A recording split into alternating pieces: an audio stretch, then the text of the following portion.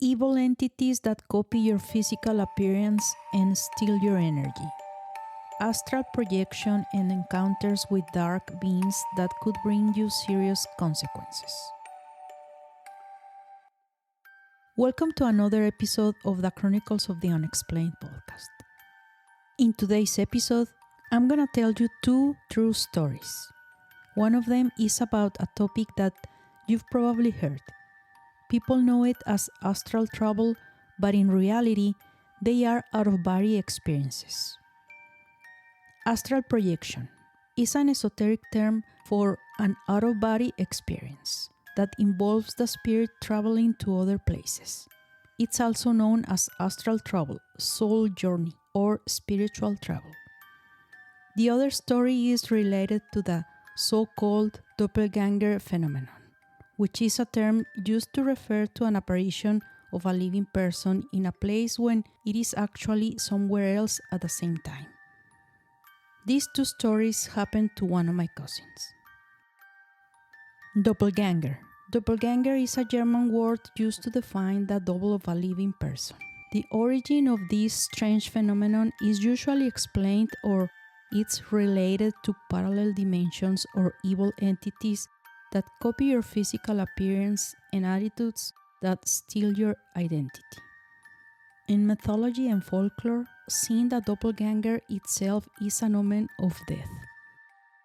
When my cousin was a kid, he says he used to get into mischief activities. His mom had a large rug in one of the bedrooms, and he played untangling and untangling himself on that mat as if he were a burrito. It's worth mentioning that he has always had unexplained experiences that I will tell you in other episodes. One day, my cousin was playing right in that bedroom where the mat was. He had about 5 or 6 years and says that it was not the first time he had done it. Then suddenly, he says something happened and he got stuck. He says he couldn't untangle himself, and no matter how hard he tried to get out of it, he couldn't do it.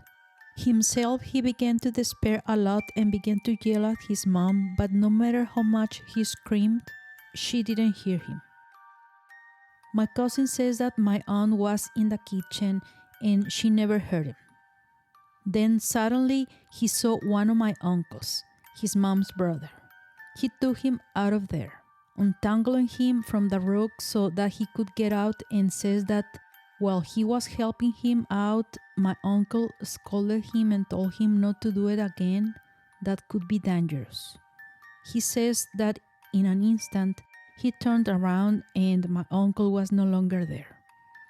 Then he comes out of the bedroom and starts looking for him the whole house.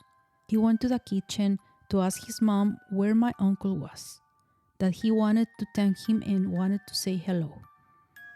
My aunt told him that my uncle was in Mexico City where he always had lived. Then he felt a little confused because he clearly saw him, and not only that, but he spoke to him. Then he tells his mom that he had just seen him, that he had been in the house and that he had helped him out of the rug. His mom told him no, that it was not possible, that perhaps he had been confused or that he had dreamed it. Over the time, one day after many years, my cousin asked my uncle if he had ever been in the house helping him untangle from the rug, hoping that maybe he would say yes, that he had been there. What was his surprise? My uncle told him no, that it never happened, that he didn't remember anything about it.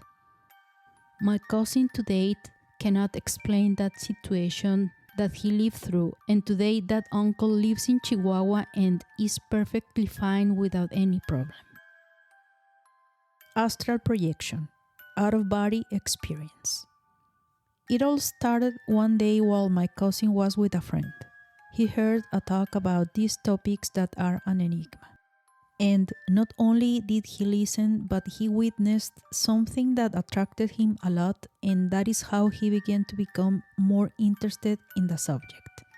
On how to make your subconscious your soul, your spirit, or whatever you want to call it, travel to different parts of the world or the universe, what people know as astral travel. He says he was about 15 years old when he started wanting to know more about this subject. He says that the mother of one of his high school friends was the one who began to explain how to do it, and they met to practice.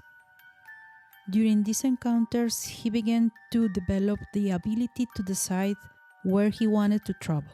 He says that at first, many of the times he didn't know if it had really happened or if he had dreamed it, because he says they were slightly strange trips even to other planets.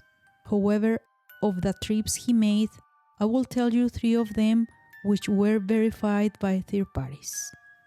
And before going into the matter, I will tell you these important facts for those who are wondering how these trips are made.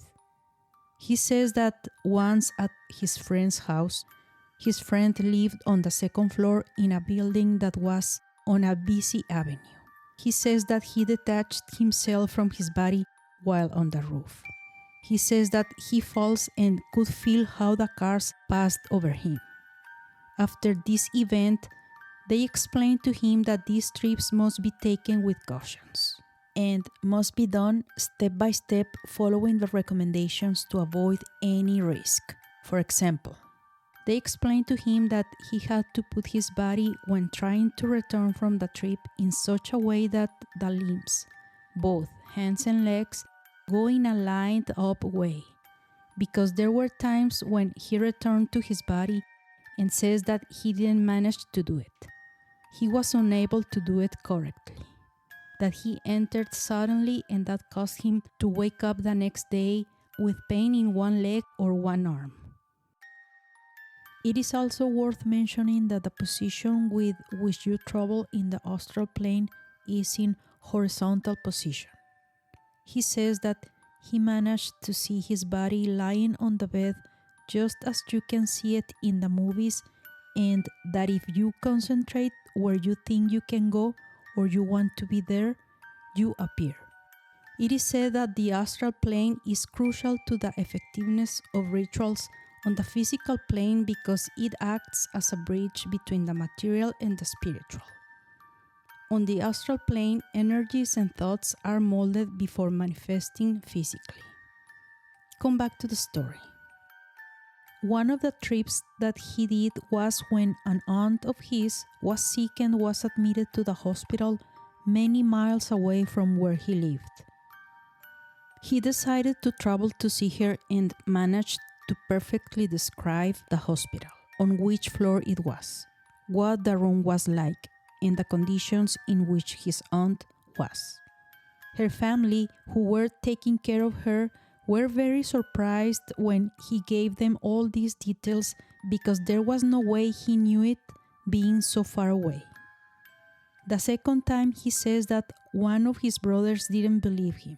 He told him that he was crazy and challenged him to do something to convince himself. He told him that in order to believe him, he was going to leave something at night on the table next to his bed, and that he would have to tell him exactly what it was that he left. So his brother, as planned, left something in the nightstand, and the next day, what was his surprise that my cousin told him exactly what he had left him. He had written him a note, and he was able to tell him exactly what it said. I can't repeat the words. I can only tell you that he remembered his mother, so you can imagine. The third trip he did not only caught my attention the most, but it caused me a lot of fear. It was on one occasion while he was in his room and wanted to get rid of his body, and no matter how much he tried, he never succeeded. He says that he felt a tightness in his chest as if someone was on top of him. He says he was trying all night and never succeeded.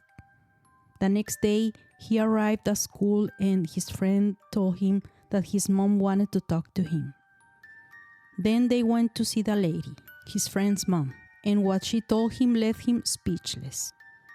She, in the form of a warning, told him, "I need you to understand that I don't want you to touch yourself." Then he replied that he hadn't done it, and she said, "Yes, you did it, or at least tried to do it." She told him that she had spent the whole night trying to stop him from making the trip. And the reason she did that is because right next to him was a dark entity who watched him carefully, waiting for him to detach. She says that the entity had a creepy and evil smile, as if making fun of him because he couldn't detach himself. Then my cousin asked her how she knew that he was trying to do the detachment the night before. And she explained to him that her spiritual guide was warning her about my cousin. She was told that she had to go and take care of him because that shadow, that entity, was stalking him and waiting for him to detach. She explained that these entities seek beings with a lot of light, and he had it. This entity was waiting for the moment when he could let go. She explained that this was the reason why astral travel shouldn't be taken lightly. She told him that he shouldn't travel alone, and not only that, but that he didn't know how to travel. To explain it with pears and apples, it's like when you are driving on a high-speed highway and you don't know how to drive.